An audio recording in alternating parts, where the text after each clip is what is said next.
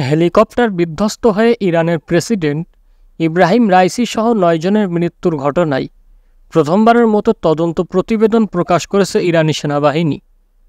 বৃহস্পতিবার এ তদন্ত প্রতিবেদনটি প্রকাশিত হয়। প্রতিবেদনে বলা হয়, রাইসির হেলিকপ্টার বিধ্বস্তের পর গত সোমবার দুর্ঘটনাস্থলে যায় তদন্তকারী দলের সদস্যরা। বিশেষজ্ঞ ও প্রযুক্তিবিদদের সমন্বয়ে এ তদন্তকারী দল গঠিত হয়। তদন্ত প্রতিবেদনে বলা হয়, হেলিকপ্টারটি পুরো পথ ধরে তার পূর্ব নির্ধারিত পথেই ছিল এবং ফ্লাইট রুট থেকে বিচ্যুত হয়নি।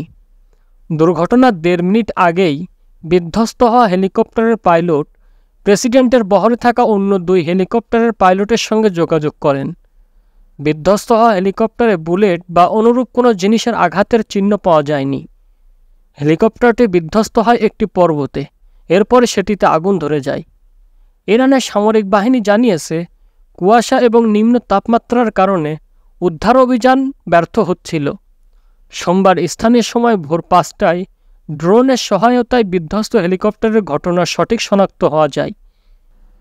দুর্ঘটনার সময় ওয়াচ টাওয়ার এবং ফ্লাইট ক্রুদের মধ্যে কথোপকথনে কোনো সন্দেহজনক কিছু শনাক্ত করা হয়নি বলেও তদন্ত প্রতিবেদনে জানানো হয়েছে। এ দুর্ঘটনা নিয়ে আরও তদন্ত করা হচ্ছে বলে জানিয়েছে ইরানের সামরিক বাহিনী। গত রোববার ইরানের প্রেসিডেন্ট ইব্রাহিম রাইসি এবং পররাষ্ট্রমন্ত্রী হোসাইন আমির আবদুল্লাহিয়ান সহ ৯ জন উত্তর পূর্বাঞ্চলীয় পূর্ব আজারবাইজান প্রদেশে হেলিকপ্টার দুর্ঘটনায় নিহত হন। বৃহস্পতিবার নিজ শহর মাশহাদে চিরনিদ্রায় শায়িত হন ইরানি প্রেসিডেন্ট ইব্রাহিম রাইসি।